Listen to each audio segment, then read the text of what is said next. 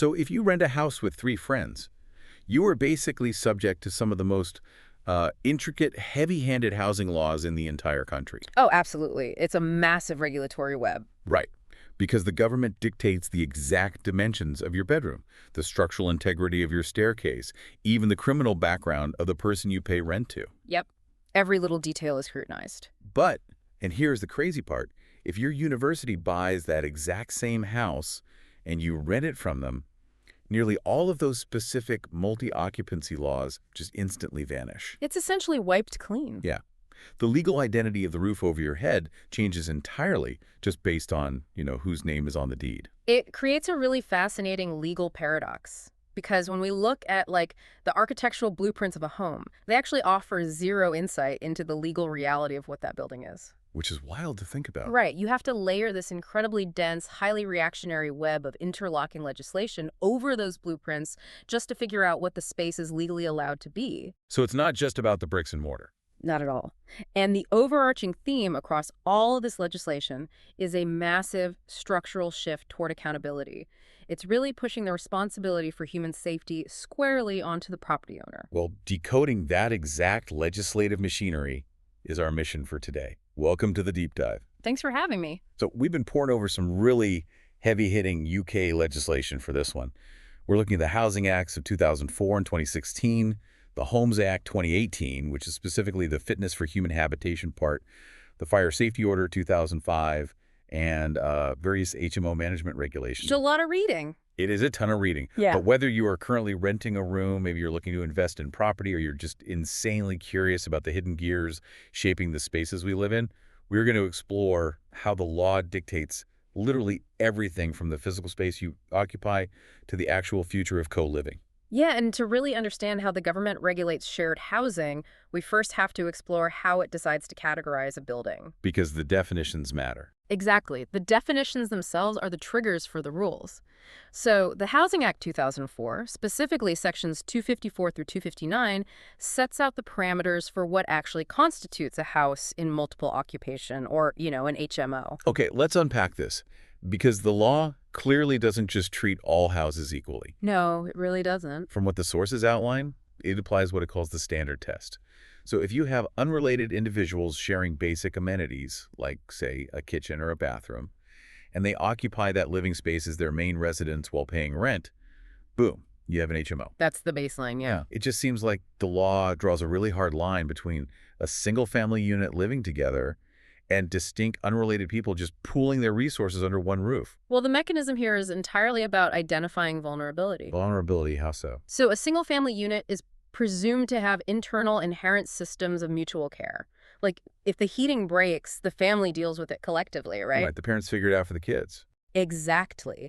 But when you have unrelated, distinct households under one roof, the dynamic shifts to a purely transactional relationship with a landlord. Ah, I see. That is where the risk of neglect or, frankly, exploitation just multiplies. And that's exactly why the government steps in with the standard test, to force a much higher level of regulatory oversight. Which actually brings us right back to that university exemption I mentioned at the very start. Ah, yes, Schedule 14. Right, Schedule 14 of the Housing Act 2004 explicitly states that if a building is occupied solely by full-time students and it's managed by the educational establishment itself, it is legally exempt from being an HMO. It's completely carved out of Part 2 of the Act. Which is fascinating. I'm thinking of this almost like a corporate subsidiary.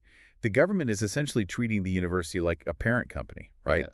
Trusting it to handle its own internal safety and HR rather than sending local government workers to police Oxford or Cambridge's dormitories. That analogy captures the exact legislative intent perfectly. Yeah. The government assumes that a formalized educational institution already has massive infrastructural governance, pastoral care departments and facility management standards. They already have a bureaucracy for it. Exactly. And local councils. They operate with incredibly limited resources. So by granting this exemption, the legislation actively directs those limited local enforcement resources away from institutional housing. And targets them where? It targets them like a laser on the private rented sector, where the statistical data shows the risk of rogue operators is just exponentially higher. Makes total sense. So the law makes assumptions about who needs oversight, but it also makes assumptions about the physical buildings themselves, right? which leads us to the converted building test and Section 257 HMOs. Oh, this is a huge one. This concept is wild to me.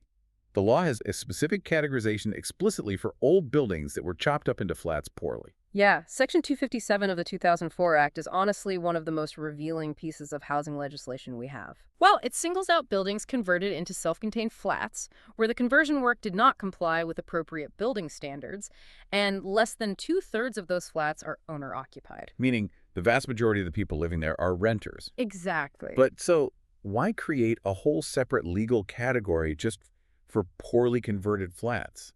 I mean, if they are self-contained, right, with their own kitchens and bathrooms, why drag them into the shared housing regulatory net? You have to consider the historical context of the late 20th century housing boom.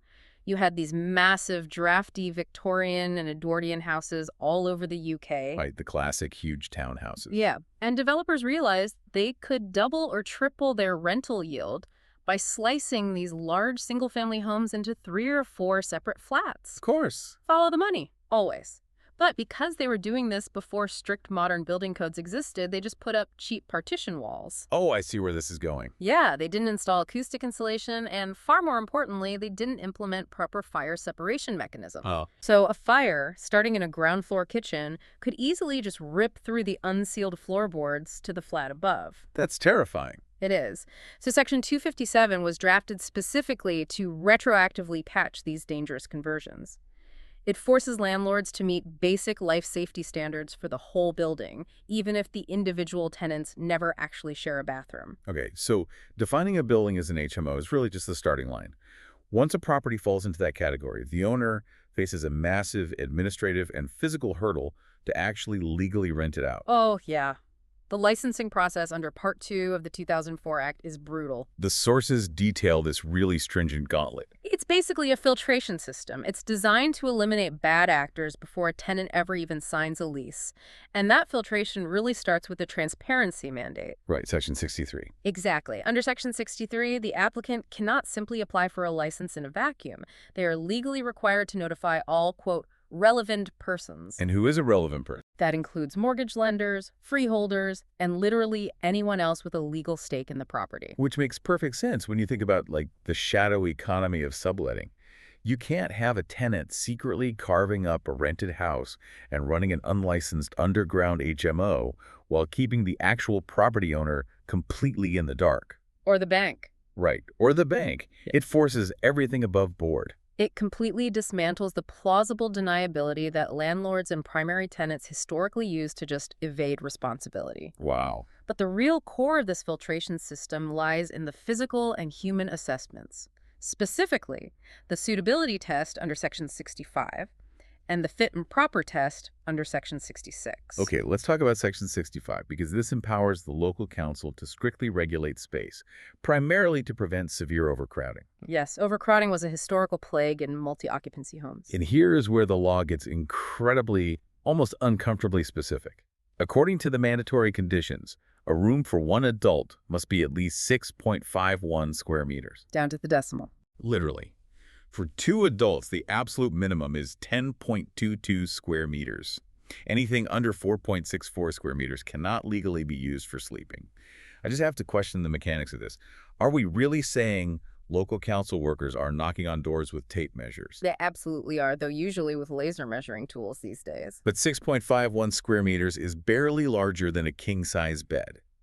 How does dictating an exact decimal point actually improve human habitation? Well, what's fascinating here is that to understand the decimal points, you have to look at what was happening before those national minimums were set. What was happening? You had slumlords renting out literally windowless pantries, under-stair storage cupboards, and partitioned hallways as legitimate bedrooms. Oh, that's incredibly bleak. It was, and local councils were just fighting these protracted, endless legal battles over the subjective definition of the word overcrowded. Because it wasn't defined strictly. Exactly. So the 6.51 square meter rule removed all of that subjectivity.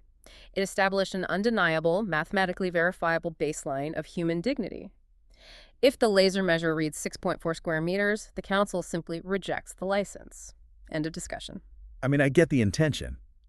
But doesn't establishing a legal floor risk turning it into a ceiling? What do you mean? Well, If I'm a property developer looking to maximize my yield, I'm not going to build a spacious 10 square meter room. If the law says I only need to provide 6.51, I'm just going to look at that exact measurement as my target floor plan. You've just described the unintended consequence of strict codification. Really? It happens? All the time. In a highly competitive yield market, the legal minimum frequently just becomes the architectural standard. Developers absolutely reverse engineer their floor plans to hit exactly 6.52 square meters, just squeezing maximum density out of the footprint. So they clear it by 0.01. Exactly. The law solved the issue of people living in literal cupboards, but it arguably standardized the micro bedroom. That's a classic regulatory double-edged sword. But, okay, the physical property dimensions are only one half of the equation here.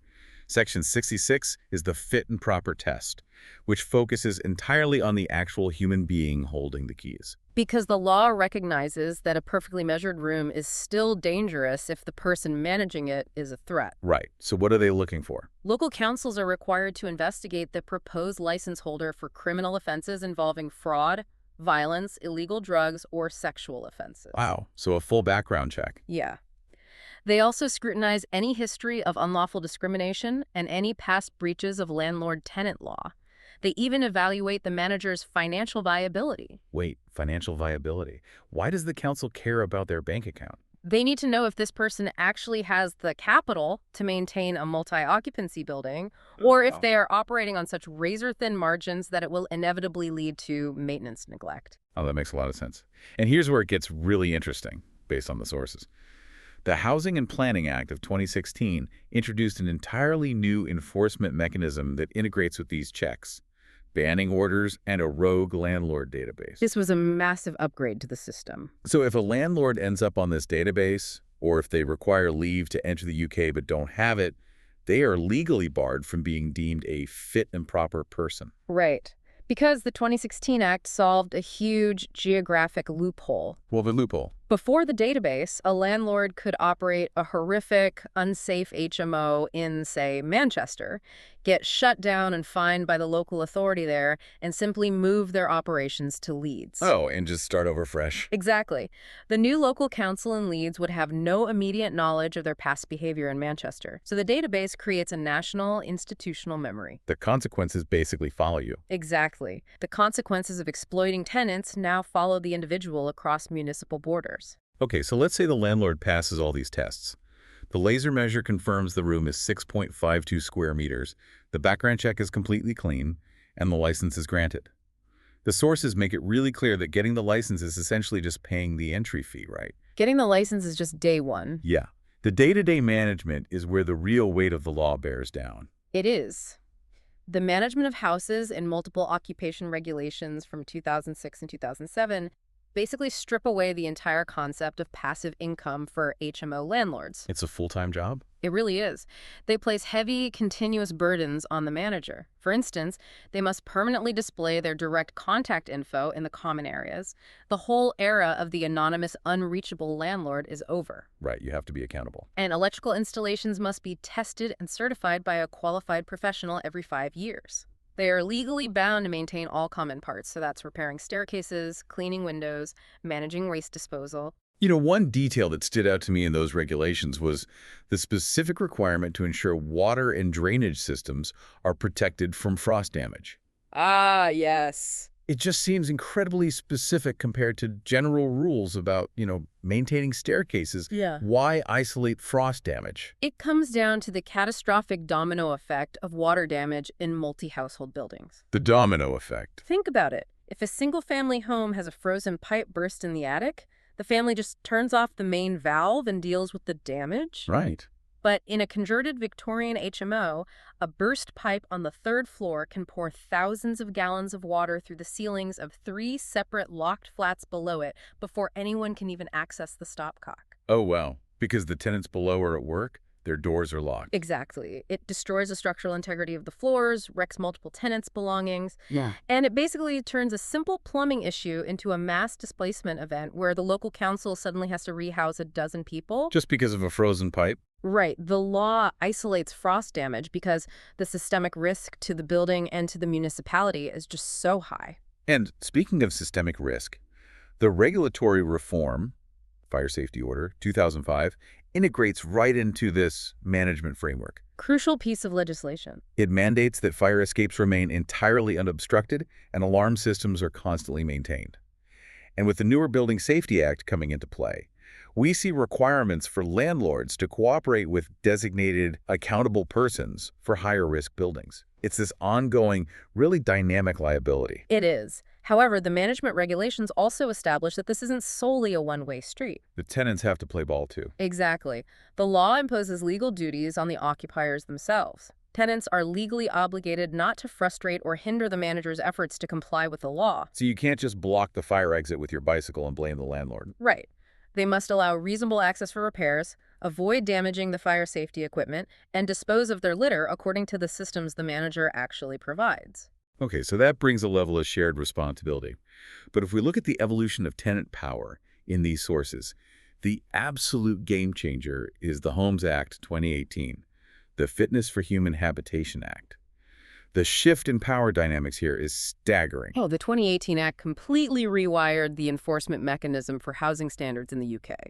How did it work before? Prior to this, if a tenant was living with severe black mold or, say, a completely broken heating system in winter, their primary recourse was to contact their local council's environmental health team.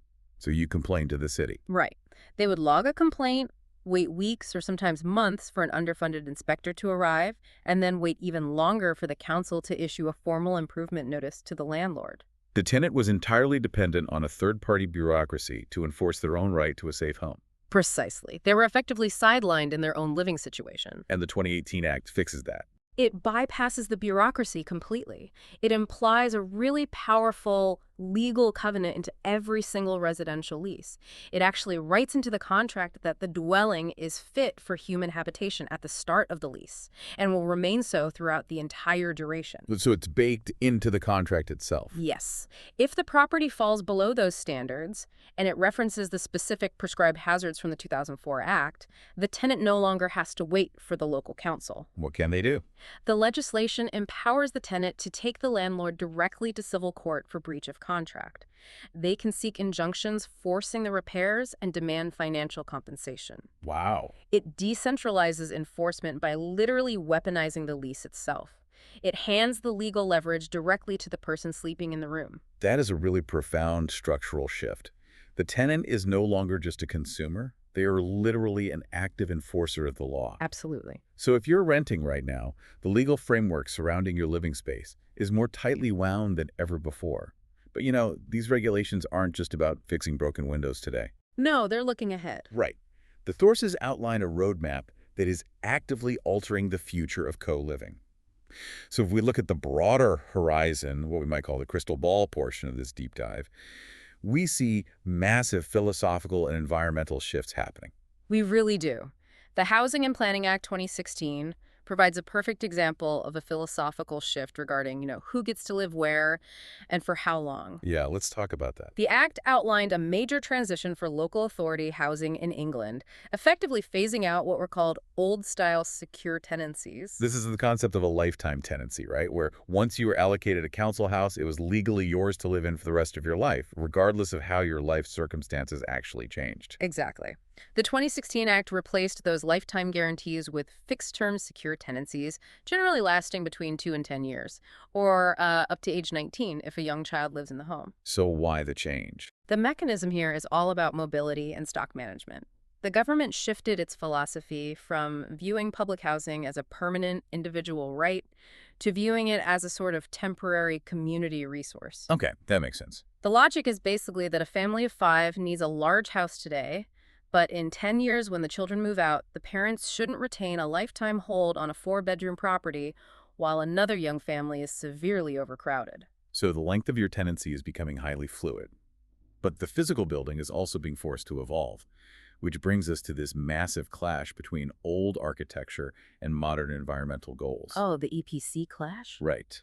The 2004 Act originally set a target for a 20% increase in energy efficiency.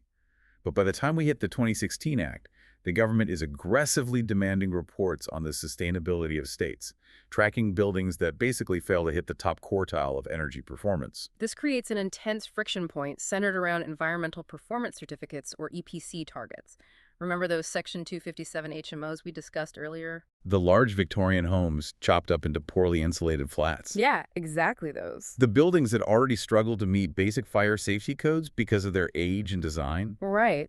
Trying to force a drafty 19th century converted block of flats to meet strict 21st century carbon neutral EPC targets is honestly an architectural nightmare. I can imagine. You can't just inject modern cavity wall insulation into a solid brick Victorian wall without fundamentally altering how the building breathes. It causes problems. Huge problems, often causing severe trapped dampness and structural rot.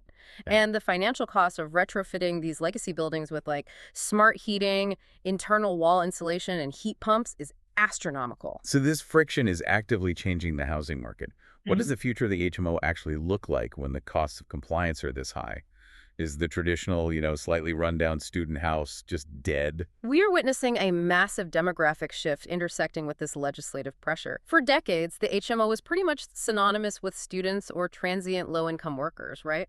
Yeah, the classic messy shared house. But today, you have young professionals in their late 20s and 30s who are completely priced out of homeownership and single occupancy rentals. That's a huge demographic. It is. They are staying in shared housing much, much longer, and their expectations are completely different.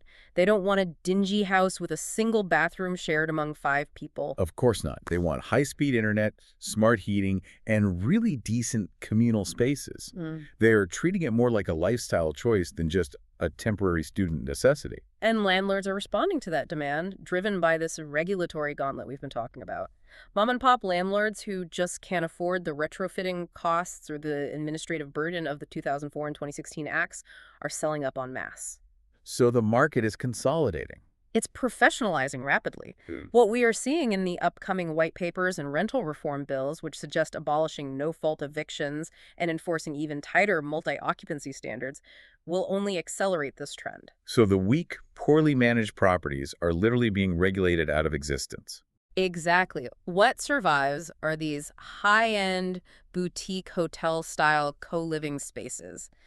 Landlords are completely pivoting to premium, highly managed HMOs with en-suite bathrooms and co-working spaces. Because they have to charge more. Because it's literally the only way to charge enough rent to cover the massive costs of legal and environmental compliance. So the law acted as an evolutionary pressure, basically wiping out the lower tier of the market and forcing the creation of these hyper-professionalized co-living environments. That's exactly what's happening. To summarize our deep dive today, the modern shared home is clearly no longer just a casual arrangement among roommates chipping in for rent. It is a highly scrutinized, legally complex ecosystem. Every square meter of floor space, the structural defense against a frozen pipe, and the specific financial and criminal history of your landlord are all dictated by layers of interlocking legislation. It's a totally different world now. And it has handed tenants more direct legal leverage than at any point in history. The transformation from passive renting to highly regulated co-living is just profound. But, I want to leave you with a final thought as we look at where this trajectory is heading. Let's hear it. So we've seen how intensely the law currently regulates the physical space, enforcing those 6.51 square meter minimums, and how strictly it polices the human landlord's character through the fit and proper tests. Right. But as we transition into this era of high-end smart homes, the management of the property is fundamentally shifting. We are already seeing boutique HMOs where algorithms monitor real-time energy use to hit those strict EPC targets. Wow, really? Yeah, they track occupancy levels in communal areas to automatically adjust heating and rely on motion sensors that could theoretically flag a local council if a room is officially overcrowded. That is a wild concept. The house itself basically becomes the enforcer of the housing acts. The big question is, as the day-to-day management of the living space is increasingly handed over to software and automated systems, will future housing acts have to regulate the AI managing the house just as strictly as they currently regulate the human holding the lease? That completely flips the script. Yeah. We started by looking at how the law forces human accountability onto the property owner, but the future might literally require us to hold the building's digital mind accountable. It's something to think about. It definitely is. Well, thank you for joining us on this deep dive into the source material. We hope that the next time you walk through your front door, you see the walls, the space, and your lease not just as physical objects, but through this completely new legislative lens.